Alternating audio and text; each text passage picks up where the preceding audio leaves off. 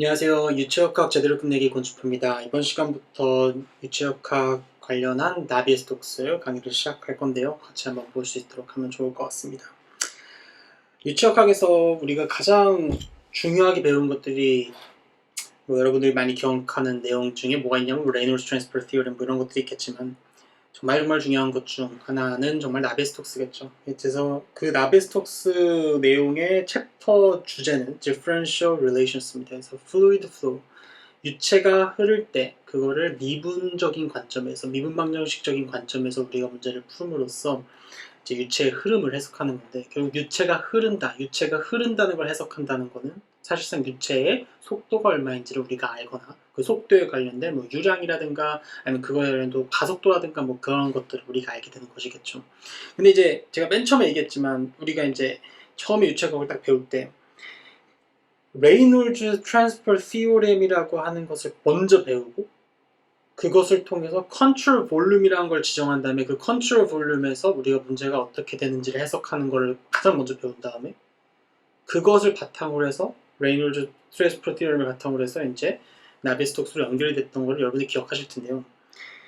그 두 가지 관점에 대한 차이를 정확하게 이해하는 게 되게 중요합니다. 문제를 푸는 것도 중요하지만 첫 번째로 우리가 유체 흐름을 해석하는 방법은 뭐가 있었냐면 a finite region, finite라고 한다는 건 뭔가 이렇게 확정된, 정해지 아니면 이게 유한한 그런 거겠죠. 어떤 그런 지역을 딱 정한 거예요. 혹은 이걸 다른 말로 하면 control volume이라고 합니다. 이 control volume이라는 거를 잡으면서 우리가 유체의 흐름을 해석하는 것이겠죠. 근데 여러분들 기억하실지 모르겠지만 물탱크가 이렇게 있고, 예를 들어서 저기 그리지 않을 건데요. 수로에 물탱크가 이렇게 있고, 여기 이제 물이 뭐 얼마만큼 이렇게 들어가고, 여기 물이 이제 얼마만큼 나가고, 그럼 이제 물이 이렇게 들어오면서 이렇게 물이 점점 좀 차겠죠. 근데 이제 어느 정도 나갈 거니까. 그래서 이 과연 물이 이렇게 어떤 속도가 있었을 때 얼마만큼 빠른 속도로 올라갈 것이냐, 또 얼마만큼 빠른 속도로 나갈 것이냐, 이런 거는 사실은 이런 뭐 파이프 같은 거는 그렇게 중요한 게 아니라 이 전체 탱크에 대한 거를 컨트롤 볼륨으로 딱 잡아버리고, 요걸 그냥 빵 컨트롤 볼륨을 잡아버리고, 이것에 대해서 우리가 유체에 뭐 관련되어 있는 식들을 넣어서 우리가 이제 그것이 뭐 속도가 얼마만큼 되는지 유량이 어떻게 되는지 뭐 그런 것들을 계산했었죠. 그래서 여러분들이 이 유체역학 한 방에 끝내기 강의를 기억하신다면 이런 거 기억하실 겁니다. 이렇게 탱크에다가 물을 넣어서 그러면 이제 물이 올라갈 테니까 이 올라가는 속도 DHDT 같은 걸 뭐 어떻게 계산할 것인지, 그러면 우리가 레이놀즈 트랜스퍼 티오렘을 넣어가지고 여기다 질량을 넣어가지고 질량 보존 법칙에 의해서 컨트롤 볼륨을 타타타타 계속하면은 뭐 얼마만큼 빨리 올라가는지 뭐 이런 것들을 계산한 거를 아마 여러분들이 공부를 저와 함께 하셨을 겁니다. 또 다른 예는 뭐가 있냐면 이런 거예요. 제가 미리 좀 갖고 왔는데 이런 것들, 자 이거 좀 위에다 올려버릴게요. 컨트롤 볼륨의 가장 대표적인 문제가 이런 것들이죠. 날개 문제들. 그러니까 우리가 지금 뭐라고 했냐면 유체 흐름을 해석하기 위한 컨트롤 볼륨을 이용해서 유체 흐름을 해석하는 그 관점에 대한 얘기를 하고 있는데 어렵습니다. 근데 잘 들어보세요. 날개가 이렇게 있단 말이야. 초록색 날개라고 하면 좀 이렇게 좀 어떤 평판이 이렇게 약간 휘어진 판이 있단 말이죠. 그 판에다가 호스를 갖다가 물을 그냥 빡 부어버렸어요. 쫙 부어버렸단 말이에요. 그러면 당연히 어떻게 되겠냐면 물이 튀어나가면서 이 휘어진 판을 밀겠죠. 그러면 민다는 거는 그거에 따른 어떤 힘을 우리가 힘을 가한다는 얘기고, 그 가해진 힘에 의해서 뭐 얘가 어느 정도의 이게 딱 고정돼 있으려면 그 가해진 힘을 막기 위한 또 반발력 R과 반발력 F가 필요하겠죠. 근데 만약에 그런 상황에서 끝나는 게 아니라 이 유체가 부딪히는 이 날개가 만약에 어떤 일정한 상대 속도를 갖고 있을 때, 그러면은 이 F랑 R은 당연히 상식적으로 줄겠죠. 왜냐면 상대 속도가 이렇게 있으니까. 그럼 그걸 어떻게 해석할 거냐? 그러면은 우리가 컨트롤 볼륨을 이용해서 계산할 때는 어떻게 했냐면 어차피 여기서 쏘든 여기서 나가든 나에게 중요한 거는 요거다. 요 볼륨이다. 그렇죠? 요 볼륨. 잘 안 되네. 그래서 요거를 딱 컨트롤 볼륨을 이렇게 잡아버리는 거죠. 요 볼륨을 딱 컨트롤 볼륨을 잡아버리고 여기에서만 해석을 하는 거죠. 그래서 어차피 여기서 여기까지는 다 괜찮을 거고, 이걸 컨트롤 볼륨을 잡았을 때 이 서페스 안으로 들어오는 유체에 대한 내용과 이 나가는 서페스 바탕으로 관련된 유체 내용들을 넣어서, 여기 레일로즈 트랜스퍼 티오리에 넣어서 힘을 해석하는 것이죠.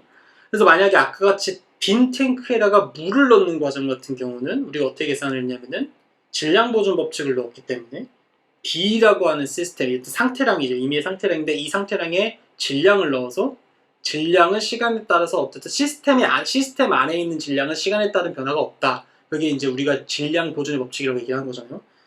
그렇기 때문에 그걸 만족하는 레이놀즈 트랜스폼을 이렇게 막 하다 보면은 DHDT가 나오는 거고, 이거와 같이 어떤 컨트롤 볼륨에다가 유체를 빵 써가지고 그게 얼마만큼의 힘을 받는지를 보려면은 질량 보존의 법칙을 넣는 것이 아니라 우리가 이제 운동량 보존 법칙, 그래서 linear momentum equation을 넣었고, 그럼 B에다가 뭐가 들어가면 MV가 들어가는 거죠. 운동량, linear momentum이라고 하는 선형 운동량이 들어가는 거죠. 그러면 우리 옛날에 운동량 보존 법칙 이런 거 다 기억하시나요, 그렇죠? 운동량 보존 법칙을 넣으면은 이 linear momentum이 시간에 따라 미분했을 때 어쨌든 고정이 될 테니까, 그것이 바로 뭐다? F는 MA인데 MV라고 하는 linear momentum을 시간에서 미분하면 M은 어차피 고정이니까 놔두고 V만 미분돼서 A가 나오는데 그 F는 MA니까 그 MV에 대한 시간 미분 값은 이제 force가 되는 거고, 그 force에 대한 것이 결국은 이 control surface 관련된 거랑 쭉쭉쭉쭉 연결이 되면서 우리는 각각 X 방향, I 벡터 방향과 J 벡터 방향에 가해지는 힘의 크기를 이렇게 속도와 관련된 혹은 유체의 어떤 상태량과 관련된 내용으로 풀이를 할 수 있었죠. 사실 되게 파워풀한 내용이고 이렇게 문제를 푸는 거가 충분해 보입니다. 충분해 보이죠. 어떤 유체의 흐름을 해석하는 데 있어서. 근데 만약에 그냥 단순히 어떤 우리가 유한한 지역 혹은 이 컨트롤 볼륨이라는 것 안에서만 유체의 흐름을 대략적으로 볼 것이 아니라 정말 그 유체가 만약에 하나의 작은 미소 알갱이라고 가정을 해놓고 그거에 대한 트래젝토리를 따라간다든가 그 미소 관점에 대한 것에 각각 필요한 법칙들을 넣어서 우리가 유체를 해석한다면은 지금 이거 같은 경우는 날개에 작용하고 있는 전체적인 범위에 대한 어떤 유체 흐름을 빵 해석하는 거지만, 만약에 그게 가능하다면은 정말 유체 입자들이 어떻게 이 컨트롤 볼륨 안에서까지도 흐를 수 있는지를 우리가 볼 수 있겠죠. 그래서 그 관점의 차이인 거예요. 우리가 대략적으로 뭐 탱크가 얼마만큼 물이 차는지, 날개가 얼마만큼 힘을 받는지, 이런 유한한 지역, 컨트롤 볼륨에 관련해서 힘이 얼마인지, 속도가 얼마인지 이런 것들을 보는 관점이 이렇게 있는 거고, 만약에 필요에 따라서 조금 더 우리가 자세하게 보고 싶다. 정말 유체를 하나의 알갱이로 봄으로써 걔네들이 어떻게 운동하는지를 보겠다. 라고 하는 관점이 있을 수 있고, 그것이 바로 이제 포인트 바이 포인트로 따라가는 관점.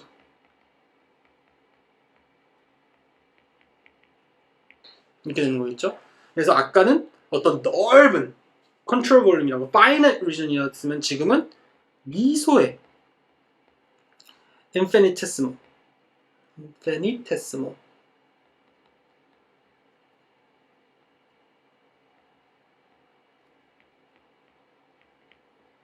아주 미소의 어떤 작은 구간에 대해서 우리가 그 관련된 법칙을 미분 방정식으로 풀면 결국 유체가 그 알갱이가 어떻게 흐르는지를 우리가 알 수 있게 되는 거죠. 그거를 공부하는 게 differential relations of fluid flow가 되는 거고, 여기에서 힘과 관련된 linear momentum conservation law를 적용해서 만들어진 미분 방정식을 우리가 나비스톡스 방정식이라고 우리가 얘기를 하는 거죠. 요거에 대한 일단 흐름을 정확하게 이해를 하셔야 됩니다. 그리고 이거 자세한 유도, 요거에 대한 자세한 유도는 사실 유체역학 한 방에 끝내기에서 다뤘기 때문에 못 보신 분들은 가급적 좀 보시면 될 거고, 동력학 한 방에 끝내기에서 했던 자료인데 어차피 동력학 한 방에 끝내기에서도 레이놀즈 트랜스퍼스 티어리가 나오니까 보시면 좋을 것 같습니다. 근데 좀만 더 디테일하게 설명해줘. 제가 이제 말로 한번 쫙 설명을 한 거예요. 일단 같이 이제 볼게요. 제가 한 번만 더 개념을 좀 잡아드릴게요. 그래서 아까 얘기했지만 어떤 finite region이라고 하는 넓은 컨트롤 볼륨 상에서의 유체 흐름을 대략적으로 빵 계산하는 게 아니라 그거를 쪼개서 그 알갱이 하나하나에 미분 방정식을 넣어서 걔네들의 흐름을 보는 거라고 말씀을 드렸죠. 그래서 이걸 좀 제가 대략적인 그 개념을 좀 설명을 드릴 건데, 이번 시간에 우리가 관심 있는 거는 이제 differential relations for fluid flow.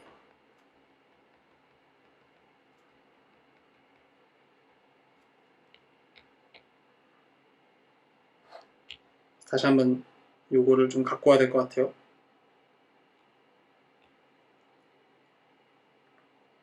생각보다 또 큰 그림을 못 보시는 학생분들이 많아서, 왜냐하면 이게 유추하기 너무 어렵잖아요. 막 수학도 많이 나오고 개념도 어렵고 이러다 보니까 학생들이 바쁘니 이거를 막 다 책 읽을 시간도 없고 그림을 전반적으로 못 보니까 수업은 열심히 들었는데 남는 게 없는 뭐 이런 느낌을 받는 학생들이 많은 것 같아요. 그래서 그런 것들을 조금 도와드리려면 제가 자꾸 이렇게 반복적으로라도 내용을 좀 설명해 드릴 필요가 있는 것 같아서 제가 조금 다시 한번 하나하나 좀 잡아 드릴게요. 그러니까 그냥 머릿속으로 나비스톡스 이런 식으로 그냥 들어봤다 식으로 하지 말고 이게 정확하게 뭔지를 얘기해야 되는데, 그러니까 지금 왼쪽에 지금 방금 이제 복붙해가지고 그린 요 그림 있죠. 날개 빵 쏘는 거. 요게 일단은 이런 컨트롤 볼륨을 잡아서 해석했던 방법이죠. 근데 우리가 지금 할 건 뭐냐면은 이 전체 컨트롤 볼륨 있잖아요. 이 전체 컨트롤 볼륨을 쪼개요. 다 쪼개요. 아주 미소 쪼개요. 그러면은 결국 그 하나의 알갱이들에 대한 그 구역들이 다 생길 거 아니에요. 그리고 이 하나하나의 유체의 그 알갱이에 각각 어떤 법칙들이 적용이 될 거고, 그 법칙들이 적용이 되는 걸 해석을 하면은 우리가 여태까지 이 컨트롤 볼륨에서 대략적으로 얼마인지를 계산했던 것보다 더 나아가서 정말 이 아이들이 어떻게 인터랙션을 하면서 나아갈 수 있는지, 속도를 XYZ, T에 대한 어떤 함수로서 우리가 표현할 수 있게 되는 것이죠. 그래서 이 알갱이를 좀 확대를 해보면 이런 식의 느낌이 된다는 거예요. 그러니까 예를 들어서 이거부터 한번 해볼까? 잠깐만요.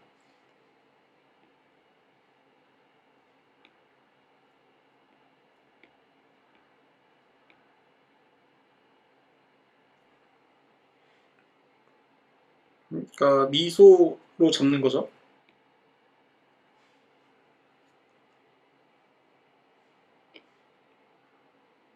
이렇게 작은 알갱이로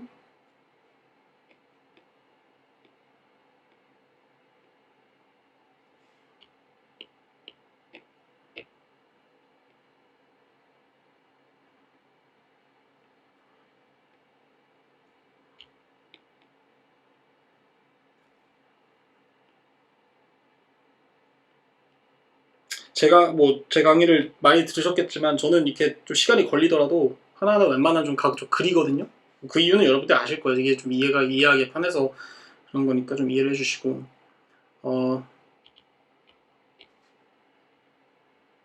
그래서 이게 유체가 이렇게 있는 거죠.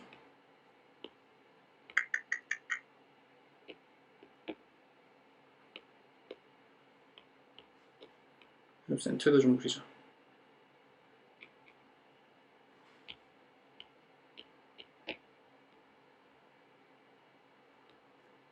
그래서 지금 제가 뭘 그린 거냐면, 뭘 표시한 거냐면은 이 유체 하나의 입자를 이렇게 지금 본 거예요. 이렇게. 그림 좀 별론데? 위로 올라가서 그렇구나. 이 하나의 입자를 이렇게 확대해서 본 거예요. 그럼 이 하나의 입자가 원래는 빵! 이런 알갱이죠. 이 알갱이요. 물 안에 있는 이 알갱이라고요. 근데 그 물 안에 있는 알갱이를 이렇게 미소 격자 형태로 쪼개면 우리가 이 전체를 컨트롤 볼륨으로 잡고 레이놀즈 트랜스퍼 티오렘으로 해서 들어가는 거 얼마 나가는 거 얼마를 이렇게 미소 면적에 대해서 적용할 수 있다는 얘기죠. 그러면 어떻게 되는 거냐면 이 미소 구간에 대해서 들어가는 게 있을 수 있고 이 미소 구간에 대해서 나가는 게 있을 수 있잖아요. 그래서 요거를 인하는 거랑 아웃하는 거를 각각 다 풀어주는 거죠. 그래서 연결을 시키면 결국 유체의 흐름이라고 하는 거는 속도인데 뭐 여러 가지 내용이겠죠. 결국 흐름이라는 거는 velocity에서 속도잖아요. 이 속도 벡터를 구하는 건데 결국 우리가 뭐 어떻게 쓰면 좋냐면 이게 u라고 하는 거랑 v라고 하는 거랑 w라고 하는 거에 대한 벡터 표현이잖아요. v라고 하는 거는. 근데 그러니까 x 방향에 대한 속도면 u고 v 방향, y 방향에 대한 속도면 v고 z 방향 속도에 대한 거면 또 w란 말이에요. 근데 문제는 뭐냐면 이 각각 u 또는 v 또는 w라고 하는 i가 function of x, y, z, t 이렇게 들어간단 말이죠. 이런 게 좀 어렵죠, 여러분들한테. 이게 어려운 말이 아니야. 잘 생각해봐요, 잘 생각해봐요. 그냥 우리가 여러분들이 그냥 생각을 너무 그 중학교 물리 같이 이렇게 당구공을 빵 치면은 뭐 3m per s 그렇게 1차원적으로만 생각해서 그런데 일단은 유체의 흐름은 3차원으로 갈 수 있잖아요. 그쵸? 그러니까 한 방향으로만 가는 게 아니라 X 방향으로도 갈 수 있고 Y 방향으로 갈 수 있고 Z 방향으로도 갈 수 있잖아요. 그것이 이제 벡터로 결합을 하게 되면 이게 대각선으로 가는 거죠. 유체가 결국 다시 얘기하면 유체가 어떤 공간 안에서 마구잡이로 막 이렇게 흐를 수 있다는 건데 이게 대각선으로 가는 어떤 속도 벡터를 X 성분, Y 성분, Z 성분이라고 하는 독립적인 벡터 성분을 쪼개면 각각 X 방향에 대한 속도 성분과 그게 U, Y 방향에 대한 속도 성분 which is V, 그다음에 Z 성분에 대한 거 W가 이렇게 크게 있을 수 있는 거죠. 근데 그게 시시각각 변하잖아요. 시간에 따라서도 변할 뿐만 아니라 위치에 따라서도 변한단 말이에요. 그게 이해가 어렵죠. 그게 위치에 따라 변한다는 무슨 얘기냐면 이게 파이프가 이렇게 있었을 때 왼쪽에 있는 알갱이에 대한 U 성분, V 성분, W 성분은 오른쪽에 있는 오른쪽 파이프에 있는 I랑 다 다를 거란 말이에요. 이걸 어떻게 다 모든 UVW라는 거를 우리가 넣으려면 그 UVW라고 하는 속도 성분이 결국은 X 위치, Y 위치, Z 위치에 따라서도 바뀔 거고 당연히 시간에 따라서도 바뀌겠죠. 그래서 우리가 만약에 결국 하고자 하는 건 뭐니? 우리가 하고자 하는 건 뭐냐면 영화에서 같은 거 봤을 때 나베스톡스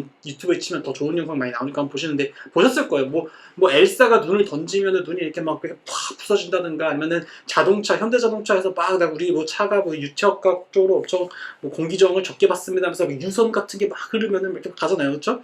그게 결국은 뭐냐면은 이게 예를 들어서 이게 여러 가지 함수겠지만 예를 U라고 하는 속도 성분, X 방향에 대한 속도 성분만 만약에 그러면 T에 대해서 뭐 시간에 따라서도 막 이렇게 변하겠죠. 뭐 시간이 다 갑자기 확 떨어지기도 하고 올라갔다 뭐 이런 거를 계산하는 게 결국은 나베스톡스 해야 되는 일이죠. 근데 사람들이 이제 나베스톡스가 뭐 7대 난제다 이렇게 하는 이유가 뭐냐면 이 방정식 자체가 너무 비선형이고 막 이게 몇 편미분이 막 얽히고 설키고 있어가지고 이걸 정확하게 예측하는 게 되게 어렵단 말이죠. 정확하게 하나하나. 그래서 사람들은 이제 대략적으로 그냥 평균치를 탁 내가지고 쉽게 얘기하면 평균치 탁 내가지고 뭐 요 정도로 이렇게 해석하면 어떠냐 비슷비슷하니까 이렇게 되는 거죠. 근데 어쨌든 항상 그 흐름을 놓지 맙시다. 유체역학에서 배우는 나베스톡스라고 하는 거는 결국 유체 흐름이라고 하는 거를 이 컨트롤 볼륨으로만 잡는 게 아니라 그 컨트롤 볼륨 안에 있는 알갱이 하나하나에 다 미소 면적을 이렇게 넣어가지고 그것에 대한 미분 방정식을 푸는 거예요. 그러면은 우리가 이제 컨트롤 볼륨 잡았을 때 우리 어떻게 했는지 다시 한번 좀 보면 제가 아까 설명을 드리긴 했죠. 수식적으로 다시 한번 보면은 어떻게 식이 됐었냐면 이런 식이 있었단 말이지. 레이놀즈 트랜스퍼 티오렘 보면은 DDT에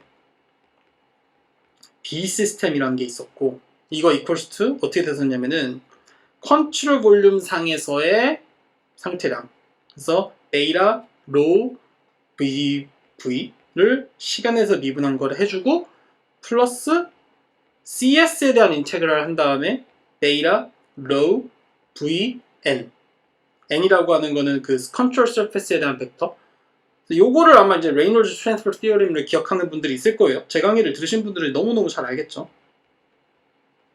많이 배웠으니까. 이게 레이놀즈 트랜스퍼 티어렘인데 글씨가 오늘 좀 안 써지네. 이게 어려운 건 아니고 쉽게 얘기하면 뭐냐면 이런 거잖아. 이 유체가 이렇게 간단하게만 얘기할게요. 이건 나베스톡스 편이니까. 이게 유체가 이렇게 있어 시스템. 이게 유체 덩어리 하나하나라고 볼게요. 덩어리하고 보면 좀 크긴 하지만. 근데 얘가 시간이 지나면은 흐를 거니까 여기 있던 아이가 징 하면서 이렇게 흐를 거 아니에요? 그렇잖아요? 여기 있던 아이가 어느 정도 DT가 지나면 징 흐를 거 아니에요? 근데 아까 말씀드렸지만 요거 자체가 이거 잘 안 그려지더라. 잠시만요.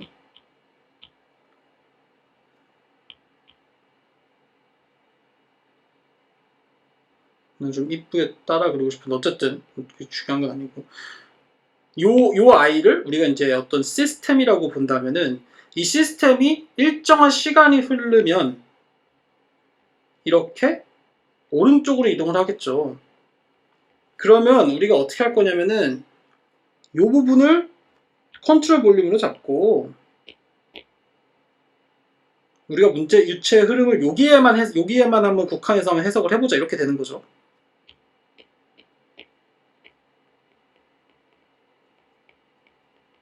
그게 이제 아까 첫 번째 관점인 컨트롤 볼륨 관점인데 그거 기억하실 거예요. 그래서 어떻게 되는 거냐면은 결국 이 컨트롤 볼륨 안에서의 변화량은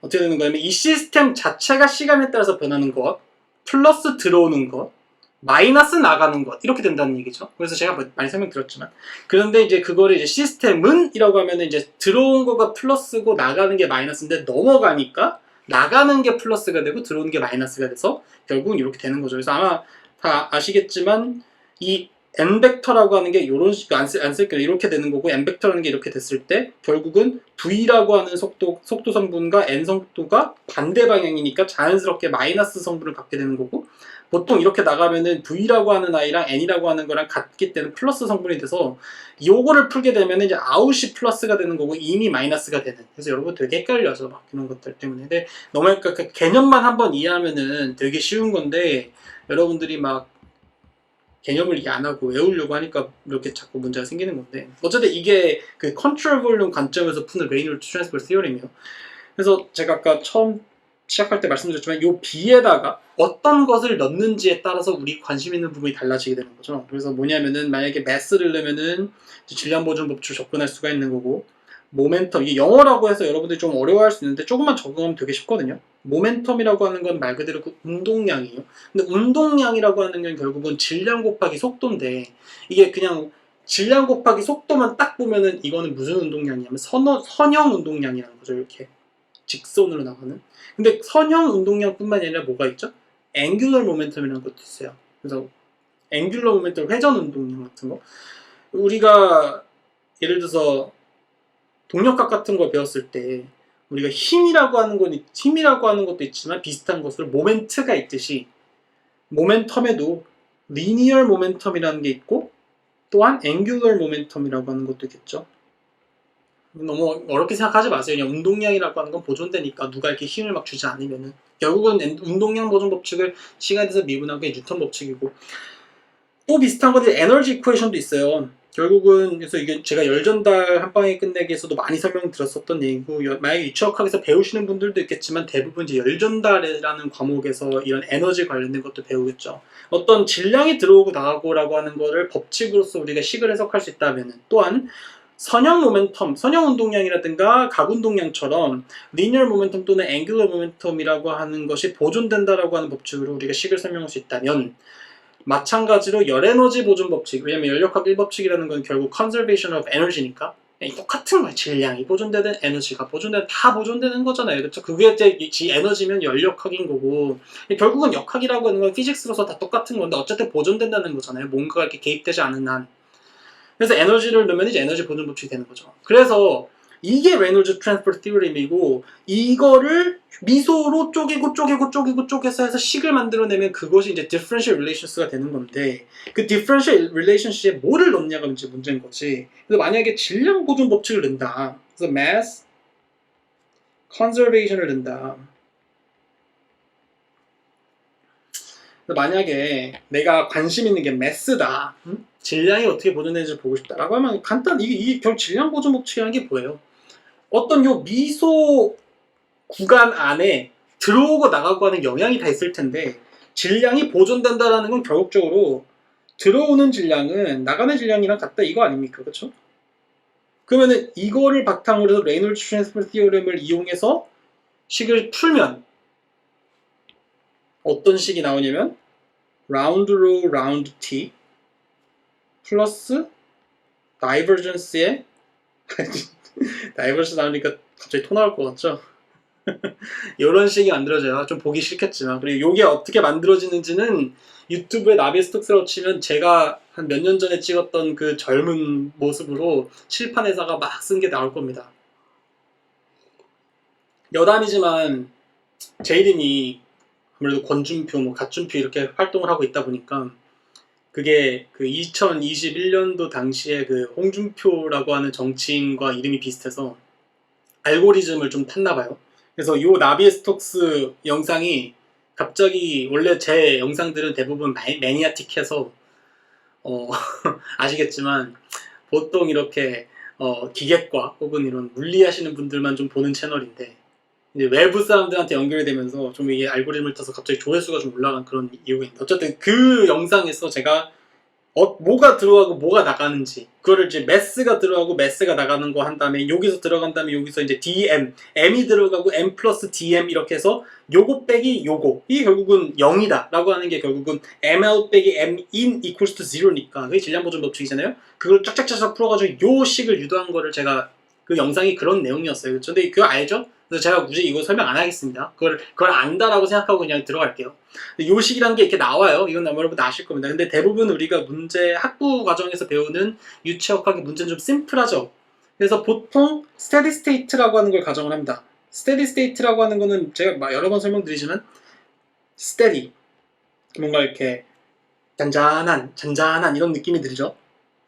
그러면 그 잔잔하다는 느낌이 뭐예요? 뭔가 이렇게 격변하지 않는다는 얘기잖아요. 변하지 않는다는 얘기잖아요. 뭐에 대해서 변하지 않는다는 얘기예요? 시간에 대해서 변하지 않는다는 얘기예요. 그러니까 이게 내가 지금 보든 10초 뒤에 보든 1시간 뒤에 보든 이 지금 상태는 뭔가 되게 스테이션하다. 되게 정적이다. 이런 얘기죠.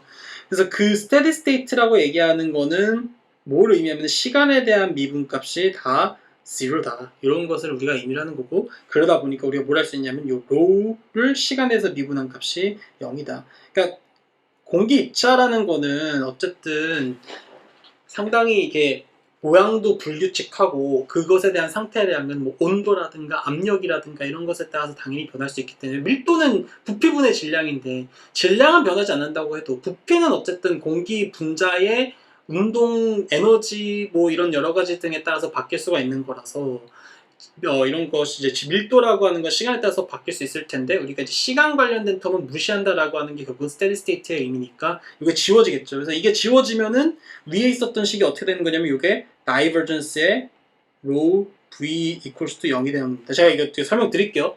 안다고 했지만 제가 간단하게 밑에 설명이 있으니까 걱정하지 마십시오. 그 다음에 또 뭐가 있냐면은 그래서 만약에 steady state라고 하면은 요게 지워지면서 이제 우리가 얘기하는 mass conservation이 이렇게 나오는 거고, 그쵸? 그리고 또한 뭐가 있냐면은 보통 학부 과정에서 배우는 유체라고 하는 건 결국 기체가 있을 수도 있고 뭐 물도 있을 수 있고 유체도 있을 수 있고 여러 가지잖아요. 그러니까 액체도 있을 수 있고 기체도 있을 수 있는 건데 기체라고 하는 건 압력에 따라서 밀도가 너무 많아 부피가 너무 많이 바뀌니까 그냥 우리가 쉬운 물에 대해서 풀어보자. 그래서 이제 우리가 이제 가정으로 incompressible이라고 하는 가정을 많이 넣습니다.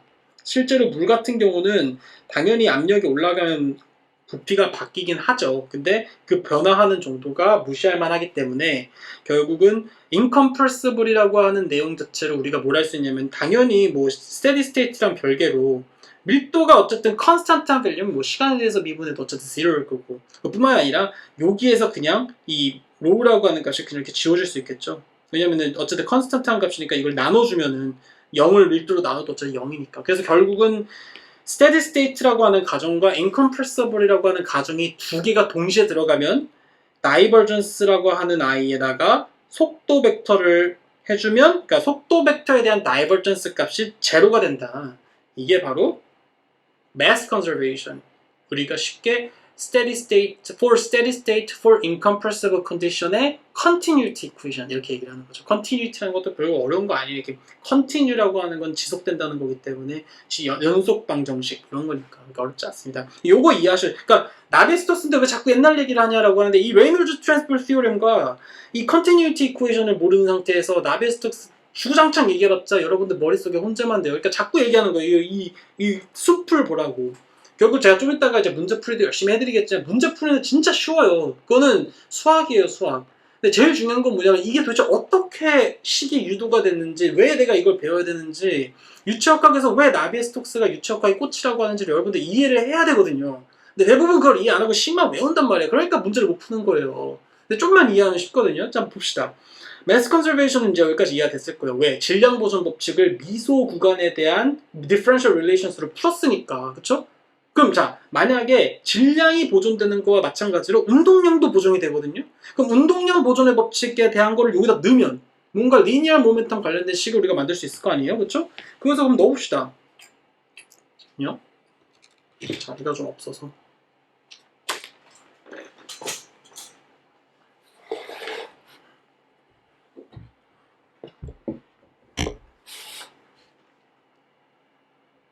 근데 2번 뭘 넣을 거냐면 리니얼 모멘텀 넣을 거예요. 이번엔 아니 뭘 넣든 상관없잖아요. 뭐 컨설베이션만 되면은 이 B라고 하는 시스템 상태량에 대한 이게 임의의 상태량이기 때문에 뭘 넣어도 상관이 없단 말이야. 질량을 넣었을 때도 됐으면 리니얼 모멘텀을 넣어도 돼야죠. 그쵸? 봅시다. 리니얼 모멘텀이라고 하는 거는 결국 하는 이유가 뭐냐면은 아까도 얘기했지만 dmv라고 하는 것에 대한 시간 변화량 이렇게 쓰니까 좀 구리네. dt에 대한 mv라는 거잖아요. 근데 이게 결국은 ma라는 소리고 이거는 사실상 전체 우리가 지정한 컨트롤 볼륨 상에서의 넣어지는 힘의 총합이란 말이에요. 그쵸? 결국은 다시 이게 순서만 좀 이렇게 할게요. 그래서 F라고 하는 벡터의 총합이라고 하는 거는 우리가 이제 어떻게 볼 수 있냐면은 똑같이 이거 똑같이 들어가는 거예요. 다만 B라고 하는 거에 선형 운동량인 MV가 들어가고 베타라고 하는 거는 M으로 나눈 V가 들어가면 되는 거니까 베타에다가 V만 넣어주면 되는 거예요. 그럼 어떻게 되겠어요? 라운드 T 라운드 T에 CV에 요 베이타 대신 뭐가 들어가는 거냐면 이렇게 속도가 들어가는 거죠. 왜냐면은 B라고 하는 게 MV인데 베이라라고 하는 거는 MV에다가 M으로 나눠준 값이기 때문에 MV를 M으로 나누면 V가 되는 거잖아요. 그렇죠? 그 다음에 rho D volume 이렇게 되는 거고 플러스 컨트롤 볼륨에서 쭉 들어갈 건데 요거를 그냥 쉽게 쓰면 나 1차원적인 컨트롤 볼륨으로 해서 그냥 들어가고 나온 것만 계산한다고 치면 아까 얘기했지만 이게 이항이 되면서 나가는 것이 플러스 그래서 in 이렇게 되는 거죠. 그래서 in이라고 하는 게 아니라 i라고 하는 건 뭐냐면은 들어오고 나가고 하는 구간이 여러 개가 있을 수 있잖아요. 그러니까 파이프가 이렇게 해서 그냥 하나 이렇게 나갈 수 있지만 이렇게 되는 게 아니라 만약에 이렇게 되면 그래서 잘 그려야 되는데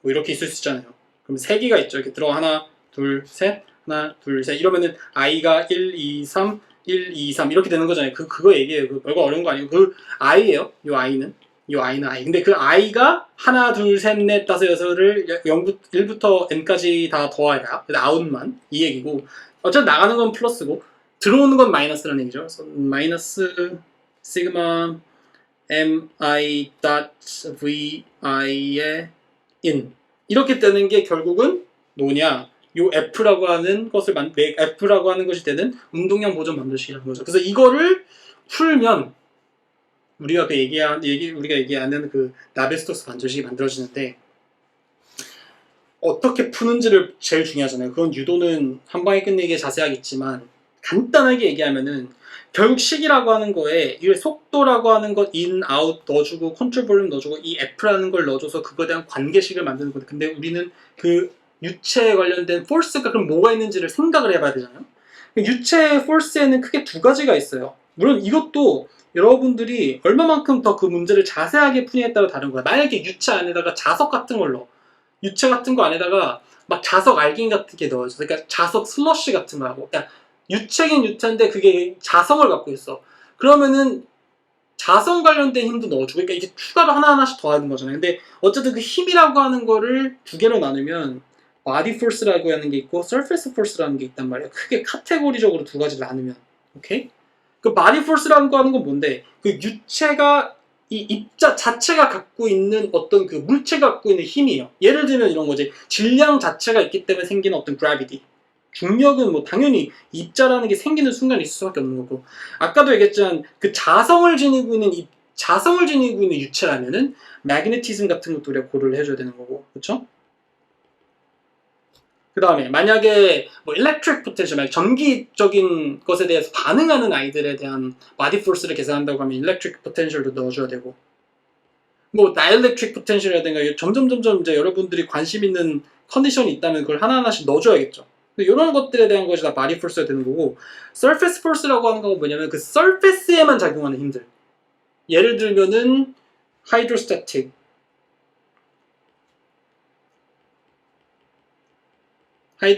프레셔 또는 viscous stresses. 이것도 너무 어렵게 생각하지 말자. 말이 어려워서 좀 어려운데 그냥 어려우면은 이렇게 생각하세요. 평면에 작용하는 힘이잖아요. 근데 평면에 작용하는 힘을 우리가 그 평면으로 나누면은 프레셔, 압력이 되는 거잖아요. 그렇죠? 근데 그 힘이라고 하는 거는 그 평면에 대해서 수직한 게 있을 수도 있고 평행한 게 있을 수 있잖아요. 우리가 그걸 고체역학 이런 데서 뭐 어떻게 배웠어요? 수직한 거는 노멀 스트레스, 평행한 거는 shear 스트레스 이렇게 배웠잖아요. 유체역하고 똑같아요. 하이드로스태틱이라고 하는 거는 어떤 볼륨에 대해서 이렇게 수직적으로 들어오는 걸 하이드로스태틱 포스라고 그냥 이해하면 되고, 비스커스는 그것에 대해서 평행해서 작용해서 마찰 관련된 거예요. 점성에 의한 마찰 관련된 shear 스트레스를 우리가 이제 비스커스 스트레스라고 얘기하면 되는 거니까 꽤나 straightforward하죠. 정확해요. surface force를 이렇게 두 개를 나눈 거는 큰 문제는 없어 보여요. 그래서 제 생각, 제가 이제 뭐 항상 기계과에 대한 여러분들에게 많은 내용들 전달하고 있지만, 예전에 한 50년 전만 하더라도 그때는 무슨 뭐 우리가 실제로 뭐 이렇게 공장에서 뭘 합성을 한다든가 아니면 석유를 뽑아낸다든가 이럴 때는 그 50년 전에 관심 있었던 주제는 뭐냐면 어떤 파이프로 디자인을 해야 석유를 빨리 잘 뽑아낼 수 있을지, 아니면은 어떤 파이프나 어떤 직경으로 얘를 어떻게 기하학적으로 꼬아 놓으면 뭔가 얘네들이 조금 더 온도라든가라는 걸 잘 받아서 합성이 잘 되는 어떤 그런 시스템, 매니팩처링 그런 공장 같은 걸 잘 만들 수 있을지, 이런 게 관심이 있었단 말이에요. 근데 지금 그거 관심 있는 사람 있어요? 그거 다 해결됐잖아요. 이 사람들이 충분히 먹고 살만한 그런 제품들을 만들기 위한 그런 공장 라인들 같은 경우는 이미 50년 전에 머리 좋으신 우리 선배님들, 조상님들이 다 해놨단 말이에요.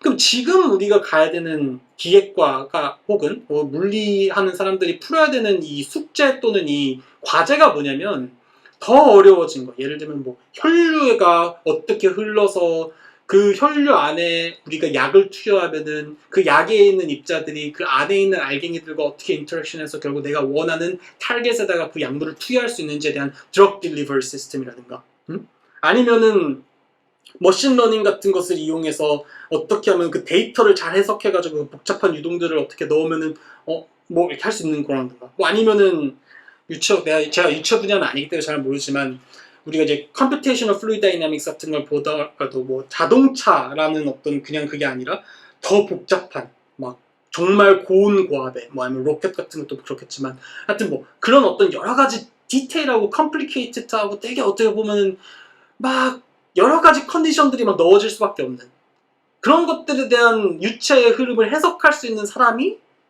사실 회사에서 중요한 어떤 필요한 문제를 풀 수 있는 사람이 되는 거고, 그 문제를 풀려면은 단순히 이런 리니어 모멘텀 관련된 식으로만 부족하겠죠.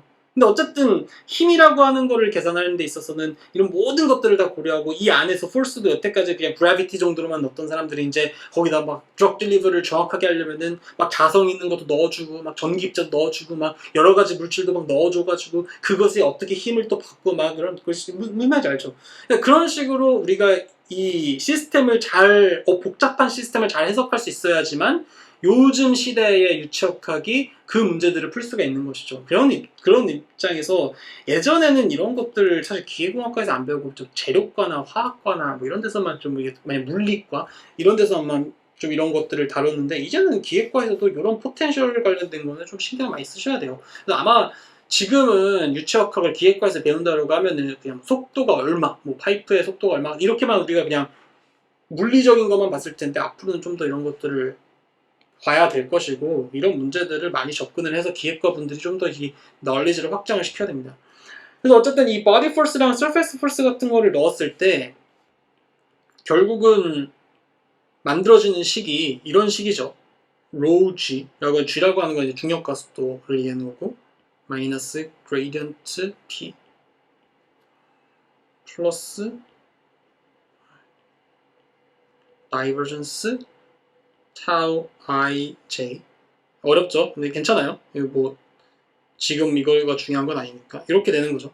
요게 바로 그 유명하다고 하는 나베스톡스 방정식. 그러니까 나베스톡스 방정식을 내가 강의를 한다라고 했지만 이걸 유도하는 것도 중요해요. 근데 유도하는 것도 중요한데 제가 이번 시간에 사실 여러분들한테 진짜 해주고 싶었던 건 뭐냐면 이것들이 정말 우리에게 의미하는 게 뭔지를 이 컨트롤 볼륨 상에서 나오는 레이놀드 트랜스포트 티어림, 마스 컨저베이션, 리니어 모멘텀을 쫙 연결되게끔 하는 걸 여러분들에게 이해시키고 싶었어요. 요거를 계산해서 그래비티 넣고 그다음에 하이드로스태틱 프레셔 넣고 이게 이거잖아요. P라고 하는 게 결국 하이드로스태틱 프레셔니까. 그다음 비스커스 이게 시어 스트레스라고 제가 말씀드렸잖아요. 이거 시어 스트레스 값 넣고 이걸 다 넣어가지고 들어오는 거 나가는 거 아까 M 그다음에 M 플러스 DM 이거 해서 DM만 딱딱 계산 equals to 0 한 것처럼 똑같이 하면은 유철과 한 방에 끝내게 있습니다. 요게 나와요. 와 좀 어렵지? 요게 나옵니다. 그래서 이게 그 유명한 나비의 스톡스. 아마 뭐 이게 이름이 사람 학자 이름이에요. 나비라고 하는 사람과 스톡스라고 하는 사람인데 서로 비슷한 시대의 사람들인데 한 명이 나비라고 하는 사람이 먼저 이 개념을 얘기했고 스톡스라고 하는 사람이 수학을 잘해가지고 그걸 아마 푼 걸로 제가 기억을 하고 있습니다. 어쨌든 뭐 나비의 스톡스 이쿠에이션으로 해서 이걸 풀면은 우리가 이제 힘 관련된 게 사실 대부분이기 때문에 유체의 흐름을 해석할 수가 있는 거죠. 조금만 더 디테일하게 가볼게요. 이거 나베스톡스를 어쨌든 설명을 좀 해야 되니까 이걸 유도를 다 하진 않더라도 그냥 이 대략적인 것 중에서 여러분들이 좀 까먹을 만한 것만 좀 설명하면 좋을 것 같아서 기본적으로 우리가 학부 과정에서 배우는 유체는 뉴토니안 플루이드입니다. 뉴토니안 플루이드라고 하는 게 뭔지 너무 어렵죠. 자꾸 개념들이 하나 나오니까. 근데 어렵게 생각하지 말고 그냥 일반적인 유체라고 생각하면 돼요. 물 같은 거. 근데 이게 뉴토니안 플루이드라고 하는 건 뭐냐면은 시어 스트레스가 시어 레이트에 비례한다. 그러니까 선형적으로 비례하는 어떤 성향을 갖고 있는 플루이드를 뉴토니안 플루이드라고, 난 뉴토니안 플루이드는 뭐냐 비선형인 거. 그러니까 이렇게 올라가는 게 아니라 이렇게 뭔가 제곱에 비례한다든가 뭐 이런 거죠. 그래서 shear stress라고 하는 I가 is proportional 비례하는 거죠. 뭐에 비례한다? To the shear rate. 왜냐면 element shear rate라고 하는데 shear strain rate인데 뭐 하여튼 뭐 그래서 이 shear rate라고 하는 거는 어떤 속도가 있고 그것에 대해서 x로 나눠준 거죠. 그 다음에 또 뭐랑 비례하면 이런 점성 mu라고 하는 viscosity 이거는 점성 개수죠.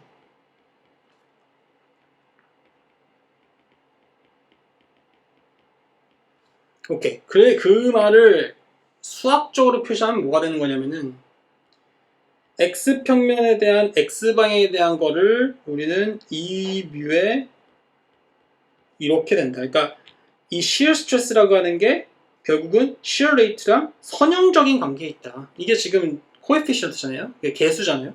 근데 개수 곱하기 something 이렇게 있으니까 이게 지금 딱 선형으로 proportion 한다는 걸 의미하는 거죠.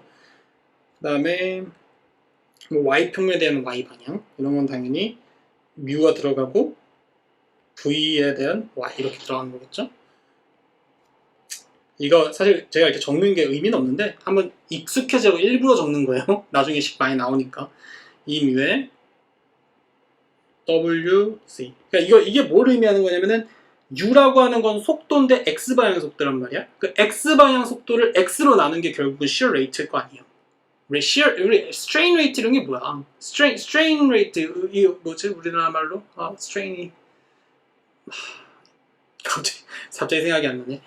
갑자기 생각이 안 나네. 어쨌든 그 strain rate라고 하는 게 결국은 X방에 대해서 나오는 displacement를 original length로 나눈 것을 그거를 이제 strain이라고 하는데 어쨌든 그것에 대한 시간을 미분해버리면 displacement가 속도가 되는 거니까 속도에 대한 걸 이제 거리로 나눈 거고 이것도 속도에 대한 거다. y-방향 속도에 대한 걸 y로 나눈 거고 얘는 z-방향 속도를 z라는 걸로 나누면은 결국 그게 shear rate가 되는 거잖아요. 근데 이게 E가 붙는 이유는 뭐냐? E가 붙는 이유는 뭐냐면은 사실 shear stress라고 하는 거는 이 커플이거든요. 그래서 x 평면에 대한 y 방향이 이게 결국 그 뭐냐 텐서라서 x평면에 대해서 y나 y평면에 대해서 x는 사실은 크기는 똑같은 거거든요. 같이 작용한다는 거죠. 그래서 요게 각각 같기 때문에 요거 하나하나가 뮤의 그러니까 du dy 플러스 dv dx 이렇게 설명이 되는 거죠. 근데 이게 만약 x면 이게 똑같은 게 두 개가 있으니까 2가 붙는 거예요. 그냥 대충 이런 식으로만 이해하시면 됩니다. 근데 그 이해 무슨 말인지 이해하시죠? 간단하게 얘기하면은 x평면에 대한 게 x방향이 있고 x평면에 대한 게 y방향이 있을 거 아니에요. 그럼 x평면에 대한 이 y방향 요거는 y평면에 대한 x방향과 이 커플로 작용한다고요. 그래서 이게 크기가 같다고요. 방향만 다르지. 그래서 그 얘기고 이렇게 어렵게 생각하지 맙시다. 그 얘기고 그게 중요한 거 아닙니다. 그럼 똑같이 y방향에 대해서 그러니까 y평면에 있는 z방향에 대한 성분과 z평면에 있는 y방향 성분이 어쨌든 같을 거고 그럼 그거를 상식적으로 생각해보자. 이렇게 보는 거지. 뮤가 이렇게 있고 어떻게 되겠어요? y인데 z니까 y 속도 성분의 z 그 다음에 zy니까 z 속도 성분의 y 이렇게 되는 거죠. 그럼 자 여러분들 같이 한번 해보자. 그러면 이건 어떻게 되겠어요? zxxz 이거 똑같겠죠? z평면에 대한 x방향이나 x평면에 있는 z방향이나 커플로 작용하는 거니까 이거는 뮤의 z니까 w인데 x방향이고 그 다음에 u인데 z방향이겠죠. 이제 여러분들 머리가 좀 말랑말랑해지고 있어요. 이 어떤 관계식에 대해서 말랑말랑하게 되지는 거 느껴지시죠? 그럼 이 아이들을 넣어주면 결국 다이버전스와 함께 다이버전스 좀 이따 설명드릴게요. 다이버전스가 나오면은 IJK라고 하는 성분과 어쨌든 결합이 되다 보니까 이게 각각 벡터로서 I방향 성분과 J방향 성분과 K방향 성분이 나오겠죠. 그래서 요 식을 이런 어떤 벡터 성분과 결합시켜서 이거를 X, Y, Z에 대한 각각 세 가지의 인디펜던트 식으로 넣으면 어떻게 되겠어요? 로 G의 X 성분 마이너스 라운드 P 라운드 X 플러스 뮤의 이것도 D제곱 U DX제곱 그 다음에 이거는 U의 Y 왜 D라고 적었지? 이것도 U의 C제곱 이렇게 되고 이거 equals to MA니까 이거의 D, U, D 그러니까 다시 한번 예시는 뭐냐면 이게 DVDT였잖아. 여기가 지금 오른쪽이 DVDT였단 말이야. 이 DV라고 하는 건 뭐냐면은 U 성분, V 성분, W 성분이 I 벡터, J 벡터, K 벡터로 있단 말이에요. 그래서 이거를 I 벡터 성분만 쓴 거예요. 그러니까 U만 남는 거예요. 나머지 요것도 다 U만 넣어준 거죠. 이것도 X 방향 X 이렇게 넣어준 거죠. 그럼 이거 X를 할 줄 알면 Y를 할 줄 알아야 되죠. 그러니까 요 식을 그냥 이렇게 좀 이렇게 지금 펼치고 있는 거 여러분들 이해를 위해서. 자, 요걸 할 줄 알면은 다른 것도 할 줄 알아야 되거든요. 같이 해봅시다. Y도 해봅시다. 그러면 같이 여러분들 직접 하세요. 로 G Y가 되는 거고 P를 뭐에 대해서 Y에 대해서 이거 여러분들 직접 꼭 하셔야 된다고 어떻게 돼요? 뮤에 뭐가 돼요? Y 성분이니까 D 제곱 V의 X 제곱 그렇죠? 그 다음에 또 계속 해보세요.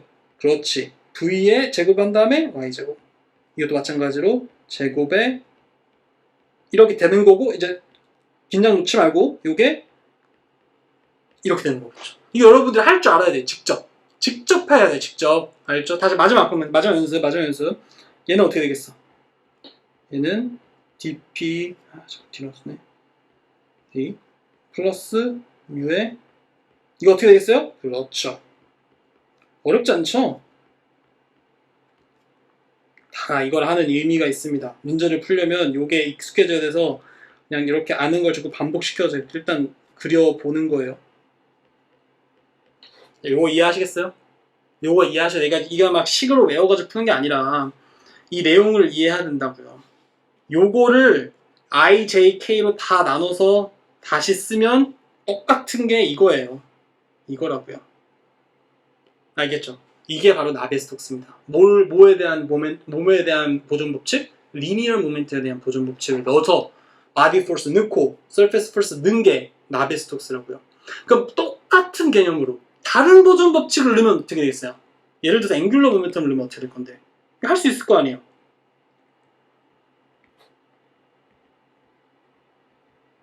앵귤러 모멘텀을 넣으면 어떻게 돼요?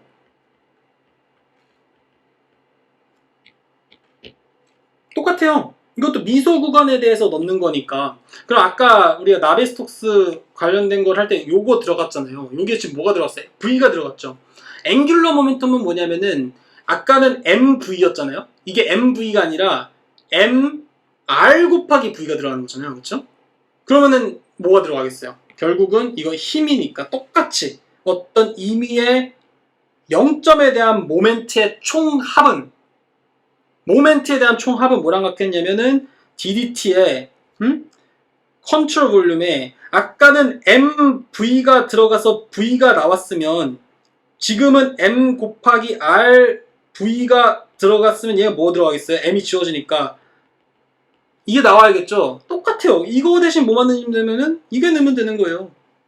어려워요. 이게 어렵지 않아요. 물론 어렵지. 물론 어렵지. 그렇지만 조금만 이해하면은 이해할 수 있단 말이에요. 나머지는 똑같아요. 로, D, V, 플러스 이거 in, out 쓰면 귀찮으니까 이렇게 할게요. R, V, 로, V, N, D, A 이거 어디서 나온 거예요? 여기잖아요. 데이터에다가 요거 넣는 거죠. 이거요. 이거 풀면은 앵귤러 모멘텀 보존 법칙을 만족시키는 뭐가 되는 거예요? 식이 되는 거예요. 똑같은 걸. 아까 그 레이노츠 프린시플 똑같아요. 그러니까 만약에 에너지를 넣으면 어떻게 되겠어?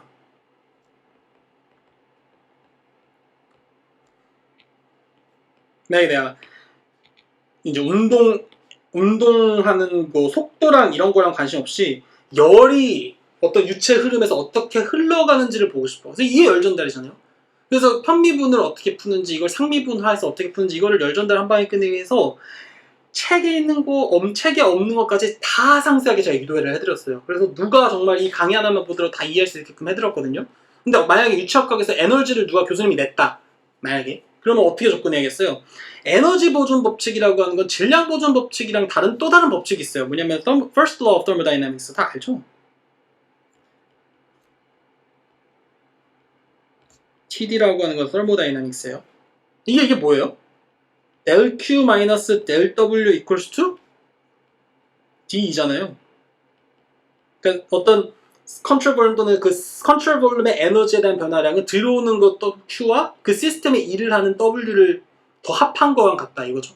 그래서 아마 화공이라든가 재료과라든가 이런 데서는 이 컨트롤 볼륨에 관심 있는 게 아니라 그 시스템 자체에 관심이 있기 때문에 Q 플러스 W라고 해서 그 W에 대한 부호격이 다르지만 어쨌든 Q가 들어가고 W를 하고 이런 것들을 고려해 준 것이 결국은 그 시스템의 에너지 변화량의 총합과 같다 이렇게 돼 있고 아니에요. 그렇죠? 그래서 요거를 개방계니까 개방계로 우리가 좀 설명을 하면은 Q 닷의 마이너스 어떤 게 있겠어요? Surface Force에 대한 게 있을 거고 그러니까 Surface가 shear stress에 의한 어떤 그 일이 있을 거 아니에요. 일이 여러 가지 개념이 있겠지만 Surface 에너지에 대한 일이 있을 거고 그다음에 어떤 뭐 속도에 대한 일이 있을 거고 여러 가지 이걸 다 하나하나씩 넣으면은 결국 이거 equals to 이거죠. 뭐야 이거야. F, 시그마 F, 시그마 M 이런 것처럼 이거는 똑같아요. 뭐가 되냐면 DDT CV에 아까는 V가 들어갔어. 그리고 아까는 R 크로스 V가 들어갔어. 그럼 이번엔 뭐가 들어가 있어요? 에너지가 들어가겠죠. 에너지를 넣어야 되는데 이게 베이라일 때 에너지면은 그러니까 B일 때 에너지면 베이라일 때는 에너지를 M으로 나눠줘야 되니까 이거를 이렇게 써준단 말이에요. 2로. 왜냐고? 그냥 이렇게 써줘요. 이게 이렇게 들어가는 거예요. 그 다음에 똑같아요. 로드 유이. 그 다음에 이거 나누고 그 다음에 CS. 그 다음에 똑같이 E 플러스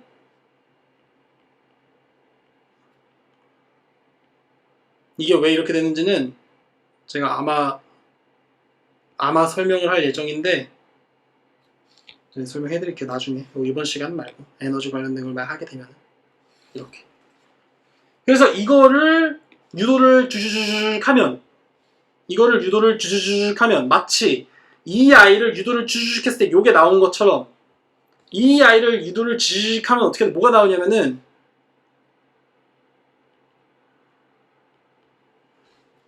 이게 U가 내부 에너지예요. 내부 에너지인데 이거 너무 나중에 설명드릴게요. 너무 복잡할 이게 다른 거니까. 다이버전스 이거 수학 기호도 좀 헷갈리죠. 네, 좀 설명드릴게요. 좀 이따가.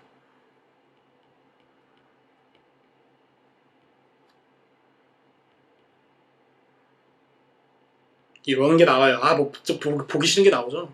죄송합니다. 뭐 제 잘못은 아닌데 죄송합니다. 근데 이런 게 나와요. 이런 거를 풀면 에너지 방정식을 풀 수가 있다. 뭐 이런 얘기입니다. 하여튼 제가 지금까지 조금 개념에 대한 얘기를 했는데 결국은 유체 흐름을 다시 좀 정리를 하면은 이 velocity를 뭐 x 성분, y 성분, 그러니까 u 성분, v 성분, w 성분이 있겠지만 그것에 대해서 x, y, z, t에 대한 함수이기 때문에 그거를 풀면은 유체 흐름을 푸는 거기 때문에 결국 이거를 하는 게 목적이고 컨트롤 볼륨을 잡아가지고 힘이 어떻게 되는지를 구산하는 거를 쪼개서 미분의 개념으로 들어가게 되면은 같은 방식으로 mass conservation 또는 continuity cushion 이렇게 steady state incompressibility 나오는 거고 똑같이 질량을 얻던 것처럼 V를 넣으면은 나베스톡스가 나오는 거고 V를 넣었던 것과 비슷하게 R cross V라고 하는 angular momentum을 넣어주면은 식이 만들어지는 거고 또한 마찬가지 열이라고 하는 걸 넣으면 뭐 이런 식이 만들어진다라는 겁니다. 결국은 그 기원이라고 하는 거는 그러니까 관점이 다른 거지 사실 그 원리라고 하는 게 크게 다르지가 않다. 근데 제가 이거를 유도를 쫙 해드렸고 여러분들에게 정말 자세하게 하나하나 어떻게 되는지 설명을 드렸는데 아마 이번 시간을 통해서 이게 대충 다시 한번 리마인드가 됐을 거예요. 이게 뭐 질량이 뭔지 뭐 이런 식으로. 근데 문제는 뭐냐면 이 문제를 막상 풀고 싶은데 문제를 못 푸시는 분들이 있더라고요. 그래서 그런 거를 막기 위해서 제가 좀 방지하기 위해서 연력학 제대로 끝내기를 좀 준비했으니까 문제를 좀 같이 풀어볼 수 있도록 하겠습니다. 근데 문제 푸는 건 되게 쉬워요. 문제 푸는 건 제가 아까 처음에 말씀드렸지만 수학이랑 똑같아요. 근데 수학만 잘하면 그냥 풀 수 있는 거예요. 뭐 이 내용을 몰라도. 핵심은 뭐냐? 이게 앵귤러 모멘텀의 보존인지 리니어 모멘텀 보존인지 이 레이놀즈 트랜스포트 티어럼이 어떻게 유도가 되는지 요게 핵심이에요. 요것만 이해해서 요 식만 알면 결국 이 식에 대해서 문제풀이를 하면 되게 쉽죠. 오케이. 그리고 이제 조금 나왔던 이 다이버전스 이런 것들에 대해서 설명 좀 드려야 될 것 같은데 모르시는 분은 공업수학 한 방에 끝내기를 제가 찍었고 그것이 지금 이제 아마 여러분들이 보실 수 있을 겁니다. 그래서 공업수학 한 방에 끝내기에 제가 grad divergence cur를 한 강의로 제가 설명을 매틀랩으로 이용해서 쫙 해드렸어요. 그래서 여기 설명이 있는데 그냥 간단하게 복습만 할게요. 혹시 모르시는 분들이 계실까봐. 벡터라고 하는 게 아까 우리가 속도 벡터라고 했을 때 그 x방향, y방향, z방향을 u, v, w로 봤잖아요. 그쵸? 여러분들 그래서 제 스타일을 아시겠죠? 저는 강의를 할 때 원래 순차적으로 보면 책 같은 걸 보다가 원래 이걸 먼저 해야 되거든요. 이걸 먼저 한 다음에 그 다음에 이게 이해가 됐지? 이렇게 들어가야 돼요. 근데 저는 이걸 먼저 안 합니다. 근데 그건 제가 약간 선호하는 스타일인데 여러분들 막 고등학교 때나 뭐 이해가 안 되고 막 그랬을 때 초등학교 때 거 먼저 보지 않잖아요. 뭐 중학교 때 거 먼저 보지 않잖아요. 일단 지금 닥친 걸 먼저 봐야 되잖아요. 그래서 닥친 걸 먼저 일단 설명을 드린 다음에 그 부족한 개념을 제가 나중에 이렇게 메꿔 드리는 거예요. 그러니까 그런 어떤 순서가 왜 이 사람은 반대로 하지를 막 이상하게 보지 말고 이게 제 스타일이니까 여러분들 그냥 이해해 주시면 좋겠고 어쨌든 여러분들이 이해를 못할 만한 부분들은 제가 다 이렇게 메꿔 드리니까 걱정하지 마세요. 아까 V라고 하는 속도 성분에 IJK 있었던 것처럼 보통 3차원 공간 속에서의 벡터는 XI, YJ, ZK라고 하는 성분을 쪼갤 수가 있고 이걸 설명하면 뭐 이런 식으로 나올 수가 있다 이렇게 되는 거고 덧 프로덕트는 우리가 이제 우리나라 말로 하면은 내적이니까 요거를 나타내면 II는 서로 평행하기 때문에 1, IJ는 인디펜던트, 90도로 인디펜던트 하니까 0, IK도 마찬가지로 인디펜던트 하니까 0, 그래서 나머지 다 지워지면서 II만 넣어줘서 A1, B1, JJ만 나오면서 A2, B2, KK만 나오면서 A3, B3 이렇게 되는 거고 좀 더 이거를 유식하게 짧게 길잖아. 길어서 물리하는 사람들, 수학하는 사람들 긴 거 되게 싫어하거든요. 뭔가 간결한 걸 되게 좋아해요. 그래서 이제 크로네컬 데이터라는 걸 넣어서 이렇게 짧게도 설명할 수 있다 뭐 이런 얘기도 했었고 뭐 크로스 프로덕트 하는 방법으로 여러분도 다 배웠을 겁니다. 그래서 뭐 이런 거 뭐 있다 하는데 뭐 그게 중요한 거 아니고 공업수학 한 방에 끝내기 위해서 제가 설명드렸으니까 꼭 들어보십시오. 근데 어쨌든 중요한 건 뭐냐면은 사실 이 체인룰 같은 거 아시겠죠? 이게 전미분에 대한 개념. 만약에 W라고 하는 게 X, Y, Z에 대한 함수다. 근데 그 X, Y, Z에 대한 것이 각각 T에 대한 함수다라고 얘기했을 때 체인룰을 이용하면은 dW, dt라고 하는 거는 결국은 W를 X로 미분한 다음에 그 X를 dt로 나누면 지워집니다. 물론 지워지는 개념은 아닙니다. 근데 그냥 이렇게 이해하면서 dt가 되고 dt가 되고 dt가 돼서 이렇게 체인룰을 만족시킬 수 있다. 이런 것들은 좀 상식적으로 이해해주면 좋을 것 같고 이것에 대한 예제는 여기 밑에 있으니까 공업수 한 방에 끝내기를 통해서 꼭 들어보시면 좋을 것 같고 핵심은 사실 이건데 grad, divergence, cur이에요. 이거 모르시는 분들이 꽤 있습니다. 공업수학이라든가 아마 칼큘러스에서 다 공부를 했을 텐데 꽤 있는데 어려운 거 아니고요. 이것도 공업수 한 방에 끝내기에 보면은 매트랩으로 제가 다 플랫하면서 그 물리적인 의미를 설명했어요. 그걸 제대로 보시려면 꼭 그걸 보시고 일단 이것만 설명할게요. grad 같은 경우는 grad이라고도 하고 gradient라고 하는 건 말 그대로 뭔가 gradient 하면 이렇게 뭐 이렇게 점점점점점점의 느낌이 들어가지 않나요? 영어를 볼 때 그냥 그렇잖아요. gradient 하면 이렇게 뭔가 점점점점 올라가거나 뭐 점점점점 내려가거나 뭐 이런 느낌 들잖아요. 그 말은 뭐냐면은 뭔가 이렇게 기울기의 느낌이 들지 않나요? 기울기예요. 그래서 x, y, z에 대해서 이렇게 미분을 한다라고 해서 그것에 대한 벡터를 도대체 gradient라고 하고 그 divergence라고 하는 건 뭐냐면 그 gradient를 내적을 하는 것을 divergence라고 해요. 그래서 만약에 이 grad 펑션을 만약에 v라고 하는 벡터에 내적을 시키면은 ii랑 jj랑 kk만 남는 게 스칼라 밸류가 되는 거죠. 그래서 어떤 스칼라 펑션의 그래스를 하면은 벡터가 되고 벡터에다가 다이버전스를 하면 스칼라가 되고 뭐 이런 것들을 아마 여러분들이 좀 익숙해 하시면 좋을 거예요. 컬이라는 것도 있는데 유체역학에서 앵귤러 모멘텀을 하면 나오지만 굳이 여기서 나오진 않으니까 그냥 좀 넘어갈 수 있도록 하겠습니다. 어쨌든 이 다이버전스라고 하는 거는 요 ddx i 성분, ddy j 성분, ddz k 성분이라고 하는 걸 내적을 한다. 뭐에? 어떤 벡터에. 요걸 이해하시면 돼요. 어렵죠? 어려운데 그냥 괜찮아. 모르면은 괜찮아. 제가 다시 설명 드릴게요. 걱정하지 말고 문제 한번 풀어볼게요. 문제.